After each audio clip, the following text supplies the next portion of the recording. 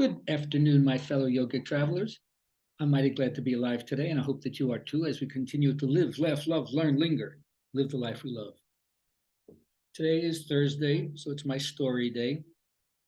And prior to my telling the story that I learned from the Sufi tradition, Fatima the Spinner, I just want to comment that all of the teachings that have impacted me helped me step through the door to see what's on the other side.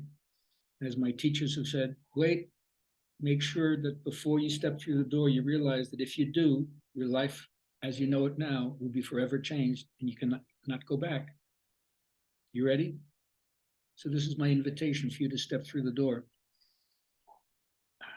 One thing that yoga has taught me is how to go beyond identity politics and not let religion, class, political affiliation, gender identification, or going beyond any gender identification, link you up with a group that sets you apart from other people and makes you involved in the distinctions and differences between us rather than the commonality of our experience. And when you're open to the commonality of our experience, in a certain way, you're like a Buddhist, although the Buddhists are not the only people who recognize that life has suffering in it and that we all are capable of compassion, not only on our own selves, but on all people, not just our kith and kin, but anybody in the human family. And why stop at the human family? We don't want anything to suffer, but we don't have a choice because that's what life is. So to that end, hopefully a story like this can give perspective on the buffetings that we face, what I call the slings and arrows of outrageous karma. Once upon a time in the city of the far west, there was a girl whose name was Fatima. She was born to a family of spinners. So one day when she was a teenager, her father said, come with me, I have some business in the Isles of the Middle Sea. Maybe you can meet a handsome youth who you might take as a husband. Because in those days, that's what a woman could look forward to. Nonetheless, off they went, and she dreamed of like what one day might be hers with a family and so forth. But it was not to be, because the ship was wrecked in a storm, and everyone, including her father, was killed except Fatima. And if it wasn't for the fact that she was clinging to a piece of broken flotsam and jetsam from the ship, she would have died herself. And she ended up getting washed up on the shore of Alexandria in Egypt, where she was discovered by a family of weavers who took her in. And in this way, at least she was alive and she began another life. And after a year or so, you could say she wasn't happy, but certainly she would say that she was given another opportunity.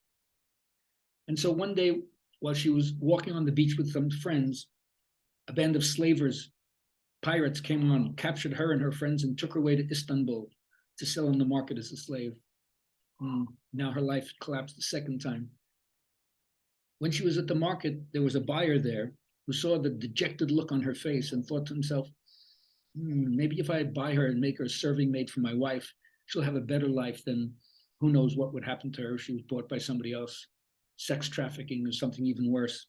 So that's what he did. Now this man, his job was making ships' masts. But when he got back home, he found out that his whole fortune, his whole life view was wrecked because his stuff was pirated away at sea. So he had to tell everybody in the shipyard, I can no longer hire you. That left him, his wife, and Fatima alone at the laborious and hard task of making ships' masts. Well, she worked so well and so hard that in a year or so, he said, you're not my slave anymore. You're my trusted helper. I want you to be my partner. And so now she had a third life. And after a long time or a short time, whatever time it takes in these stories, he said to her, listen, I want you to take a cargo of these ship's masts to Java and sell them as my agent. No problem. Now you think that maybe she would have realized that her karma with the sea was not so good, but sometimes people can't see the pattern recognition. So off she went, and off the coast of China, her ship was wrecked again by a typhoon, which I think is an Eastern way of saying hurricane. And everyone, once again, except Fatima, was killed. She was thrown up on the beach in China. She just looked up at the sky and said, why? Why does every time my life seem to go somewhere, it gets wrecked? There was no answer. So she happened to walk inland to a town by the seashore. And what she didn't know was that there was a prophecy by the Emperor of China to build a tent. And at that time, there were no tents in China. And everybody looked upon the fulfillment of this prophecy with the liveliest anticipation. Successive emperors sent heralds throughout the land once a year to find out if anybody could be produced at court who knew how to build a tent. And it just so happens at this time, Fatima stumbled into this town when one such herald was there. They spoke to her through an interpreter. They brought her to the emperor. And the emperor said, lady, can you build a tent? And she said, I think so. He said, I'm the emperor of China. I have everything you could possibly need. What do you need? So first she said, well, we need some tent cloth. He says, we don't have anything like that. So remembering her life with her parents as a spinner, she gathered flax and she made tent cloth. Then she said, well, we need some ropes to bind the tent down. And the emperor said, we don't have anything like that. So remembering her life with the spinners of Alexandria, she gathered some hemp and she made rope to hold the tent flaps down. Then she said, well, we also need some tent poles, stout tent poles to hold the tent up. So, we don't have anything like that. So remembering her time with the man who taught her how to build ship's masts, she cunningly made some tent poles. And then she racked her brains to remember what the tents looked like from the travel she had been. And lo, a tent was made.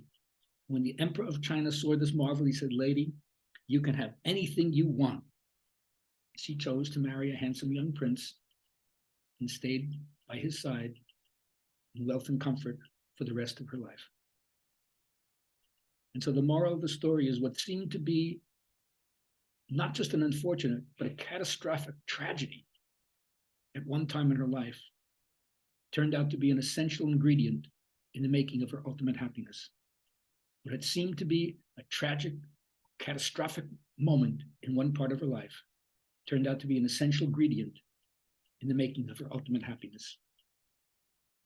I hope that you can find a way to look at your own suffering to bring you through and step through the door.